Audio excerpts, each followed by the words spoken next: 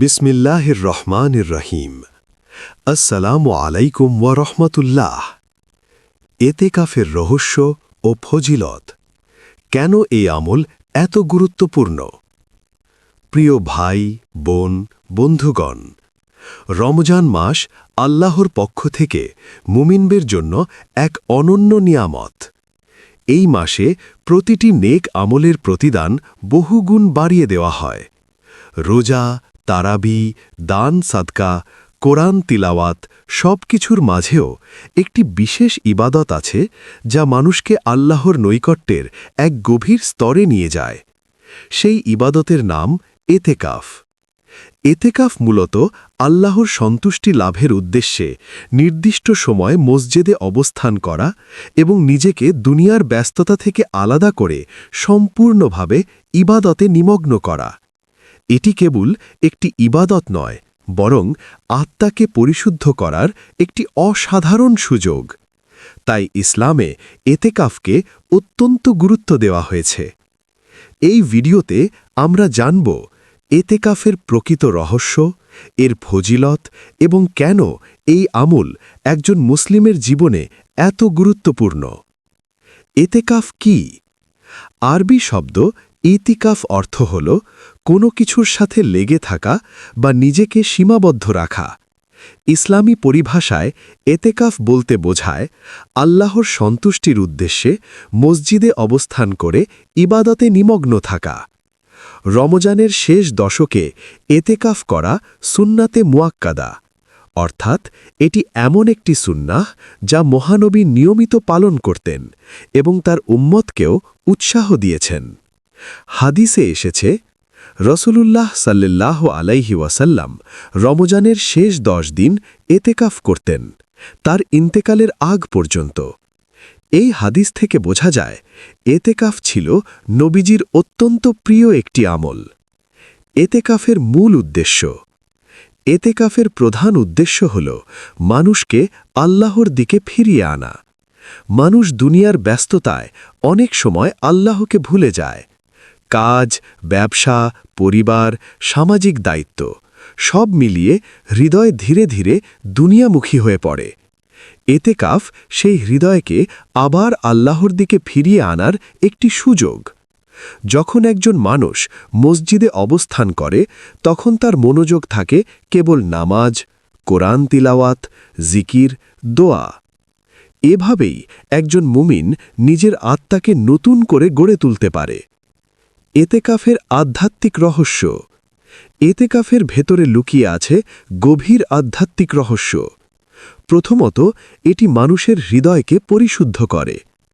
মানুষ যখন একান্তে আল্লাহর ইবাদাতে সময় কাটায়, তখন তার ভেতরের অহংকার, হিংসা, লোভ ও দুনিয়াবি আসক্তি ধীরে ধীরে কমে যায়। দ্বিতীয়ত, এতেকাফ মানুষের আল্লাহর প্রতি ভালোবাসা বৃদ্ধি করে। কারণ যখন একজন বান্দা দীর্ঘ সময় আল্লাহর ঘরে থাকে, তখন তার হৃদয়ে আল্লাহর প্রতি গভীর টান তৈরি হয়। তৃতীয়ত, এতেকাফ মানুষের আত্মসমালোচনার সুযোগ দেয়। এই সময় মানুষ নিজের জীবনকে নতুনভাবে মূল্যায়ন করতে পারে। সে কোথায় ভুল করেছে, কিভাবে নিজেকে সংশোধন করবে। লাইলাতুল কদর পাওয়ার সুযোগ। রমজানের শেষ দশকে এতেকাফ করার সবচেয়ে বড় একটি কারণ হল লাইলাতুল কদর। এই রাত 1000 মাসের চেয়েও উত্তম, অর্থাৎ এই রাতের ইবাদত প্রায় 83 বছরের ইবাদতের সমান। কিন্তু লাইলাতুল কদর কোন রাতে হবে তা নির্দিষ্ট করে বলা হয়নি। তাই রাসূলুল্লাহ সাল্লাল্লাহু আলাইহি ওয়াসাল্লাম শেষ 10 রাত বিশেষভাবে ইবাদতে কাটাতেন এবং এতেকাফ করতেন। এতেকাফের মাধ্যমে একজন মুসলিম নিশ্চিতভাবে এই মহামূল্যবান রাতটি পাওয়ার সুযোগ পায়। এতেকাফের ফজিলত। 1. আল্লাহর নৈকট্য লাভ। এতেকাফ মানুষের হৃদয়কে আল্লাহর খুব কাছে নিয়ে যায়। যে ব্যক্তি দুনিয়ার সব কাজ ফেলে আল্লাহর ঘরে অবস্থান করে, আল্লাহ তার প্রতি বিশেষ দয়া করেন। 2. গুনাহ মাফ হওয়ার সুযোগ। এতেকাফের সময় মানুষ তওবা ও ইস্তেগফারে বেশি মনোযোগ দেয়। ফলে আল্লাহ তার গুনাহ ক্ষমা করে দেন এবং তাকে নতুনভাবে শুরু করার সুযোগ দেন। ৩. ঈমান শক্তিশালী হয়। এতেকাফ মানুষের ঈমানকে শক্তিশালী করে, কারণ এই সময় সে বেশি বেশি কুরআন পড়ে, জিকির করে এবং আল্লাহকে স্মরণ করে। ৪. দুনিয়ার প্রতি আসক্তি কমে।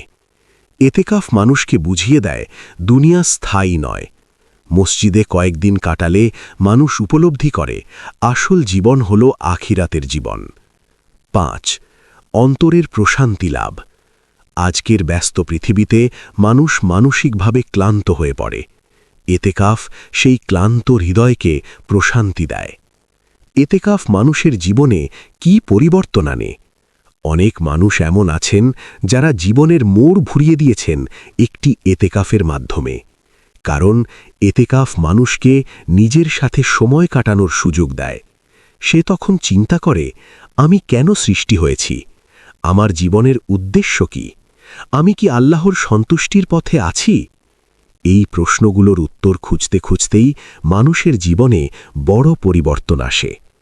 এতেকাফ নবীজির সুন্নাহ। রাসূলুল্লাহ সাল্লাল্লাহু আলাইহি ওয়াসাল্লাম নিয়মিত এতেকাফ করতেন।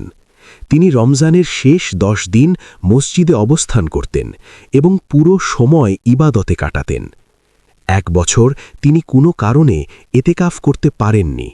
পরের বছর তিনি 20 দিন এতেকাফ করেছিলেন। এটি প্রমাণ করে এই আমলটি নবীজির কাছে কতটা গুরুত্বপূর্ণ ছিল। এতেকাফ আমাদের কি শিক্ষা দেয়? এতেকাফ আমাদের অনেক গুরুত্বপূর্ণ শিক্ষা দেয়। প্রথমত, এটি শেখায় সময়ের মূল্য। যে সময় আমরা সাধারণত দুনিয়ার কাজে ব্যয় করি, সেই সময় যদি আল্লাহর ইবাদতে দিই তাহলে জীবন বদলে যেতে পারে। দ্বিতীয়ত, এটি শেখায় সাধারণ জীবনযাপন। মসজিদে এতেকাফ করলে মানুষ বুঝতে পারে সুখের জন্য খুব বেশি কিছু প্রয়োজন হয় না। তৃতীয়ত, এটি শেখায় আল্লাহর উপর ভরসা। যখন একজন মানুষ দুনিয়ার কাজ কিছুদিনের জন্য ছেড়ে দেয়, তখন সে আল্লাহর উপর ভরসা করতে শেখে। এতেকাফ কেন এত গুরুত্বপূর্ণ? এতেকাফ গুরুত্বপূর্ণ হওয়ার কয়েকটি বড় কারণ আছে। প্রথম কারণ হল এটি মানুষের ঈমানকে নতুন করে জাগিয়ে তোলে।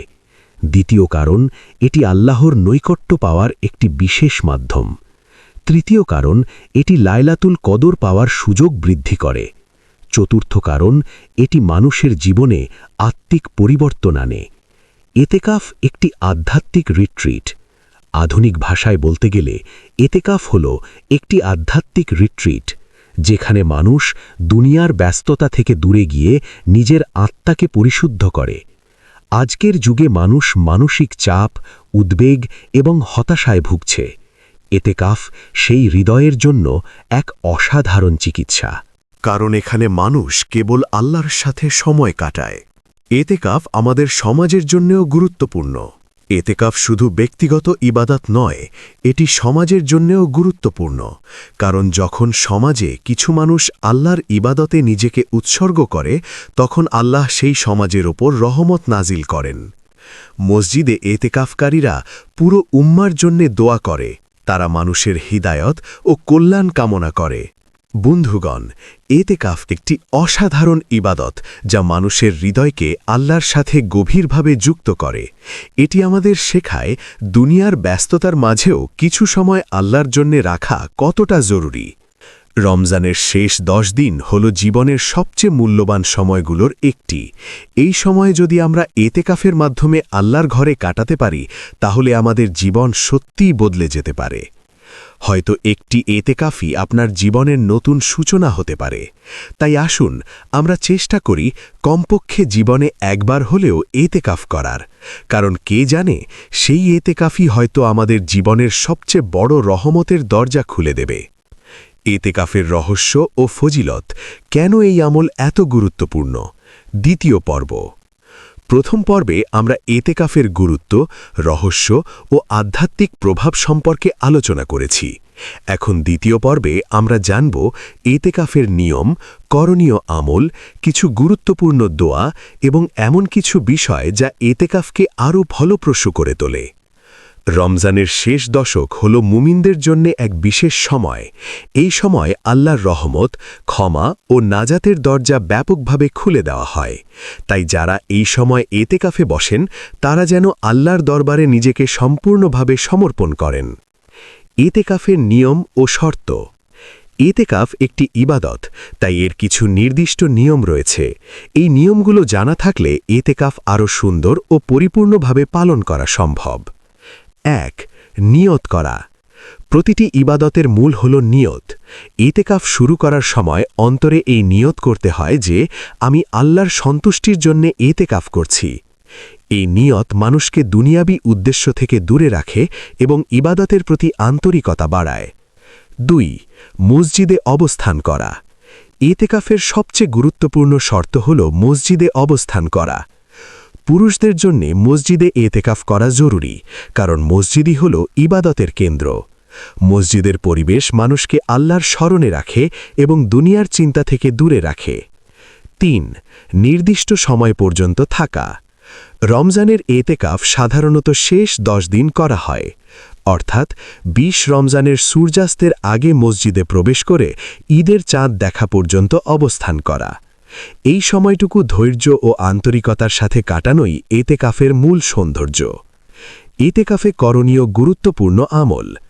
এতেকাফে বসে শুধু সময় কাটানোই উদ্দেশ্য নয়, বরং এই সময়কে যত বেশি সম্ভব ইবাদতে ব্যয় করা উচিত। ১. বেশি বেশি কোরআন তেলাওয়াত করা। রমজান হল কোরআনের মাস, তাই এতেকাফে বসে কোরআন তেলাওয়াত করা সবচেয়ে উত্তম আমলগুলোর একটি। কোরআন তেলাওয়াত হৃদয়কে আলোকিত করে এবং মানুষের অন্তরে প্রশান্তি এনে দেয়। ২. জিকির ও তাসবিহ। এতেকাফের সময় বেশি বেশি জিকির করা উচিত, যেমন সুবহানাল্লাহ, আলহামদুলিল্লাহ, আল্লাহু আকবার, লা ইলাহা ইল্লাল্লাহ। এই জিকিরগুলো মানুষের হৃদয়কে আল্লাহর স্মরণে ভরিয়ে দেয়। দরুদ শরীফ পাঠ। রাসূলুল্লাহ এর উপর বেশি বেশি দরুদ পাঠ করা অত্যন্ত ফজিলতপূর্ণ আমল। দরুদ মানুষের দোয়া কবুল হওয়ার একটি গুরুত্বপূর্ণ মাধ্যম, তাই এতেকাফে বসে নিয়মিত দরুদ পড়া উচিত। তওবা ও ইস্তেগফার। মানুষ ভুল করে, গুনাহ করে। এতেকাফ হল সেই গুনাহ থেকে ফিরে আসার একটি বিশেষ সুযোগ। এই সময় বেশি বেশি বলা উচিত আস্তাগফিরুল্লাহ, অর্থাৎ হে আল্লাহ, আমাকে ক্ষমা করুন। লাইলাতুল কদরের বিশেষ দোয়া। রমজানের শেষ দশকের সবচেয়ে গুরুত্বপূর্ণ রাত হল লাইলাতুল কদর। এই রাতে একটি বিশেষ দোয়া পড়তে বলা হয়েছে। দোয়াটি হল আল্লাহুম্মা ইন্নাকা আফুউন তুহিব্বুল আফওয়া ফাফু আন্নি। অর্থ, হে আল্লাহ, আপনি ক্ষমাশীল, আপনি ক্ষমা করতে ভালোবাসেন, তাই আমাকে ক্ষমা করে দিন। এতেকাফের সময় এই দোয়াটি বেশি বেশি পড়া অত্যন্ত ফজিলতপূর্ণ। এতেকাফে কিছু গুরুত্বপূর্ণ আদব। এতেকাফ শুধু ইবাদত নয়, এটি এক ধরনের আধ্যাত্মিক শৃঙ্খলা, তাই কিছু আদব মেনে চলা জরুরি। ১. অপ্রয়োজনীয় কথা কম বলা। এতেকাফে বসে অপ্রয়োজনীয় গল্পগুজব করা উচিত নয়, এতে ইবাদতের মনোযোগ নষ্ট হয়। বরং চেষ্টা করা উচিত কথা কম বলা এবং আল্লাহর স্মরণে সময় কাটানো। ২. মোবাইল ব্যবহার সীমিত করা। আজকের যুগে মোবাইল অনেক বড় বিভ্রান্তির কারণ। এতেকাফের সময় অপ্রয়োজনীয় মোবাইল ব্যবহার কমিয়ে দেওয়া উচিত, কারণ এই সময়টি আল্লাহর সাথে সম্পর্ক মজবুত করার সময়। ৩. ধৈর্য ধারণ করা। এতেকাফে কিছু কষ্ট বা অসুবিধা হতে পারে, কিন্তু সেই কষ্টের মধ্যেই ইবাদতের সৌন্দর্য লুকিয়ে থাকে। ধৈর্য ধরে ইবাদত করলে আল্লাহ তার প্রতিদান বহুগুণ বাড়িয়ে দেন। এতেকাফে কিছু সাধারণ ভুল। অনেক সময় মানুষ এতেকাফে বসেও কিছু ভুল করে, যার কারণে ইবাদতের সৌন্দর্য কমে যায়। ১. সময় নষ্ট করা। অনেক মানুষ এতেকাফে বসে দীর্ঘ সময় ঘুমিয়ে কাটায়, এতে এতেকাফের মূল উদ্দেশ্য পূরণ হয় না। ২. বেশি গল্প করা। মসজিদে বসে অনেক সময় বন্ধুবান্ধবদের সাথে গল্পে মেতে ওঠা দেখা যায়, এটি এতেকাফের পরিবেশ নষ্ট করে। ৩. ইবাদতে মনোযোগ না দেওয়া। এতেকাফ মানেই ইবাদতের দিকে মনোযোগ দেওয়া। যদি সেই মনোযোগ না থাকে, তাহলে এতেকাফের আসল উদ্দেশ্য পূরণ হয় না। এতেকাফ জীবনের নতুন সূচনা হতে পারে। অনেক মানুষ আছেন যারা বলেছেন একটি এতেকাফ তাদের জীবন বদলে দিয়েছে। কারণ এই সময় মানুষ নিজের সাথে সময় কাটায়। সে তখন নিজের ভুলগুলো উপলব্ধি করে এবং নতুনভাবে জীবন শুরু করার সিদ্ধান্ত নেয়। কেউ হয়তো এতেকাফের পর নিয়মিত নামাজ শুরু করেছে, কেউ গুনাহ থেকে দূরে থাকার চেষ্টা শুরু করেছে। এভাবেই এতেকাফ মানুষের জীবনে একটি নতুন অধ্যায়ের সূচনা করতে পারে। কেন প্রত্যেক মুসলিমের অন্তত একবার এতেকাফ করা উচিত? জীবনে অন্তত একবার এতেকাফ করা অত্যন্ত গুরুত্বপূর্ণ, কারণ এটি এমন একটি অভিজ্ঞতা যা মানুষের হৃদয়ে গভীর পরিবর্তন আনতে পারে। এতেকাফ মানুষকে শেখায় কিভাবে আল্লাহর সাথে সম্পর্ক গড়ে তুলতে হয়, কিভাবে দুনিয়ার আসক্তি কমানো যায়, কিভাবে নিজের আত্মাকে পরিশুদ্ধ করা যায়। এই শিক্ষা মানুষের পুরো জীবনকে প্রভাবিত করতে পারে। প্রিয় বন্ধুগণ, এতেকাফ শুধু একটি ইবাদাত নয়, এটি একটি আধ্যাত্মিক যাত্রা। এই যাত্রায় একজন মানুষ নিজের হৃদয়কে আল্লাহর দিকে ফিরিয়ে আনে। রমজানের শেষ 10 দিন হল রহমত ও ক্ষমার সময়। এই সময়ে যদি আমরা আন্তরিকভাবে এতেকাফ করি, তাহলে আল্লাহ আমাদের জীবনে এমন পরিবর্তন এনে দিতে পারেন যা আমরা কল্পনাও করতে পারি না। তাই আসুন আমরা এই মহান সুন্নাহকে জীবন্ত রাখি এবং সুযোগ পেলে এতেকাফের মাধ্যমে আল্লাহর নৈকট্য লাভের চেষ্টা করি। হয়তো এই এতেকাফই আমাদের জীবনের সবচেয়ে বড় রহমত হয়ে উঠবে। এতেকাফের বিশেষ লক্ষণীয়: নবীজির সুন্নাহ ও হজরত আলী রাদিয়াল্লাহু আনহুর দৃষ্টিভঙ্গি। এতেকাফ কেবল একটি রমজানের আমল নয়, বরং এটি মন, হৃদয় ও আত্মার প্রশিক্ষণ। নবীজির সাল্লাল্লাহু আলাইহি ওয়াসাল্লামের জীবন ও হজরত আলী রাদিয়াল্লাহু আনহুর দৃষ্টান্ত থেকে আমরা জানতে পারি এতেকাফ কিভাবে বান্দাকে আল্লাহর নৈকট্যের দিকে টেনে নিয়ে যায় এবং আধ্যাত্মিক জীবনে গভীর পরিবর্তন আনে। নাম্বার 1, নবীজির এতেকাফ। রসূলুল্লাহ সাল্লাল্লাহু আলাইহি ওয়াসাল্লাম প্রতি রমজানের শেষ 10 দিনে এতেকাফ করতেন। হাদিসে এসেছে, রসূলুল্লাহ সাল্লাল্লাহু আলাইহি ওয়াসাল্লাম প্রতি রমজানের শেষ 10 দিনে মসজিদে এতেকাফ করতেন। সহিহ বুখারী, হাদিস 1897। নবীজির এতেকাফ কেবল নামাজ পড়া বা কুরআন তেলাওয়াতের জন্য নয়, বরং এটি তার আত্মিক প্রশান্তি ও আল্লাহর নৈকট্য লাভের সময় ছিল। তিনি এতেকাফে বসে রাতের অধিকাংশ আল্লাহর স্মরণে কাটাতেন। এতে তার মন ও হৃদয় সম্পূর্ণ আল্লাহর ইবাদতে নিমগ্ন হতো। নাম্বার 2, হজরত আলী রাদিয়াল্লাহু আনহুর বক্তব্য। হজরত আলী রাদিয়াল্লাহু আনহু নবীজির সান্নিধ্যের একজন বড় সাহাবী। এতেকাফের গুরুত্ব সম্পর্কে বলেছেন, যে ব্যক্তি আল্লাহর উদ্দেশ্যে এতেকাফ ধরে, আল্লাহ তার অন্তরকে আলোকিত করেন এবং তার গুনাহ মুছে দেন।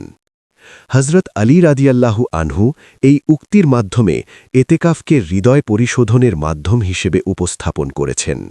তিনি বলেন, এতেকাফ শুধু মসজিদে থাকা নয়, বরং এটি হৃদয়কে দুনিয়ার ধুলো থেকে মুক্ত করার একটি সুযোগ। নাম্বার 3, নবীজির এবং হজরত আলী রাদিয়াল্লাহু আনহুর এতেকাফের অভিজ্ঞতার শিক্ষণীয় বিষয়। আধ্যাত্মিক নিবদ্ধতা। নবীজি এতেকাফে বসে সম্পূর্ণ মনোযোগ দিয়েছিলেন আল্লাহর ইবাদতে। হজরত আলী রাদিয়াল্লাহু আনহু বলেছিলেন, এতেকাফ শুধু শারীরিক উপস্থিতি নয়, এটি হৃদয়ের উপস্থিতিও চাই। দুনিয়ার থেকে বিচ্ছিন্নতা। নবীজির জীবন থেকে আমরা শিখি, দুনিয়ার ব্যস্ততা থেকে দূরে গিয়ে আল্লাহর স্মরণে সময় কাটানো কত গুরুত্বপূর্ণ। হজরত আলী রাদিয়াল্লাহু আনহুর মতে, যে ব্যক্তি দুনিয়ার প্রতি আসক্তি কমায়, আল্লাহ তার অন্তর আলোকিত করেন। লাইলাতুল কদরের সম্ভাবনা।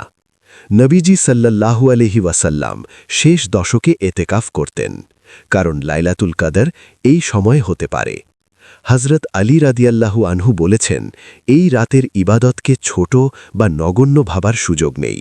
এটি মানুষের আধ্যাত্মিক জীবন বদলে দিতে পারে। 4, বিশেষ দোয়া ও আমল। নবীজি এতেকাফের সময় যে দোয়াগুলো করতেন সেগুলো আমরা গ্রহণ করতে পারি। ইস্তেগফার, আস্তাগফিরুল্লাহ, গুনাহ মাফের জন্য এই দোয়া বারবার পড়া। দরুদ শরীফ, আল্লাহুম্মা সাল্লি আলা মুহাম্মদ, নবীজির প্রতি দরুদ পাঠ। লাইলাতুল কদরের দোয়া, আল্লাহুম্মা ইন্নাকা আফুউন তুহিব্বুল আফওয়া ফাফু আন্নি। অর্থ, হে আল্লাহ, আপনি ক্ষমাশীল, আপনি ক্ষমা করতে ভালোবাসেন, তাই আমাকে ক্ষমা করুন। এই দোয়া নাবিজির সুন্না এবং হজরত আলী রাদিয়াল্লাহু আনহুয়ের পরামর্শ অনুযায়ী এতেকাফের গুরুত্বপূর্ণ দোয়া। 5 এতেকাফের আধ্যাত্মিক উপকারিতা। নবীজি এবং হজরত আলী রাদিয়াল্লাহু আনহুয়ের দৃষ্টিকোণ থেকে দেখা যায় এতেকাফের মাধ্যমে মুমিনের জীবন পাল্টে যায়। আল্লাহর নৈকট্য বৃদ্ধি পায়, অন্তরের প্রশান্তি ও আত্মবিশ্বাস আসে, গুনাহ মাফ হয় ও মনোযোগ শুদ্ধ হয়। লাইলাতুল কদরের পুরস্কার লাভের সম্ভাবনা থাকে। দুনিয়া থেকে বিচ্ছিন্নতা এবং আধ্যাত্মিক শিক্ষার সুযোগ মেলে। বন্ধুগণ, রাসূলুল্লাহ এবং হজরত আলী রাদিয়াল্লাহু আনহুয়ের উক্তি থেকে আমরা বুঝতে পারি এতেকাফ কেবল একটি রমজানের আমল নয়, এটি মানুষকে আল্লাহর নৈকট্যে নিয়ে যাওয়ার, হৃদয় পরিশোধনের এবং আধ্যাত্মিক জীবনকে পুনর্গঠনের একটি শক্তিশালী মাধ্যম। যদি আমরা সত্যিই আমাদের ঈমান শক্তিশালী করতে চাই, দুনিয়ার ব্যস্ততা থেকে মুক্তি পেতে চাই এবং আল্লাহর সন্তুষ্টি লাভ করতে চাই, তবে কমপক্ষে জীবনে একবার এতেকাফ করা উচিত। নবীজি এবং হজরত আলী রাদিয়াল্লাহু আনহুয়ের অভিজ্ঞতা আমাদের শেখায় এতেকাফ কেবল ইবাদত নয়, এটি আধ্যাত্মিক জীবনকে নতুন দিশা দেখানো এক মহামূল্যবান অভিজ্ঞতা। হে আল্লাহ, আমাদেরকে এই রমজানে জীবনের সমস্ত গুনাহ ক্ষমা করে দিন। আপনি অত্যন্ত ক্ষমাশীল, ক্ষমা করতে ভালোবাসেন, তাই আমাদেরকে ক্ষমা করে দিন এবং প্রিয় রাসূল সাল্লাল্লাহু আলাইহি ওয়াসাল্লামের সুপারিশ নসিব করুন। আমিন ইয়া রাব্বাল আলামিন। এই পর্যন্ত ভিডিওটি দেখার জন্য আপনাকে অসংখ্য ধন্যবাদ। ভালো লাগলে লাইক, শেয়ার এবং ফলো দিয়ে উৎসাহিত করবেন এবং সাবস্ক্রাইব করে পাশে থাকবেন, যাতে এই ধরনের ভিডিও আপনাদের কাছে পৌঁছে দিতে পারি এবং এই রকম ভিডিও দেখে আমাদের অন্তরাত্মাকে পরিশুদ্ধ করতে পারি। আসসালামু আলাইকুম ওয়া রাহমাতুল্লাহি ওয়া বারাকাতুহু।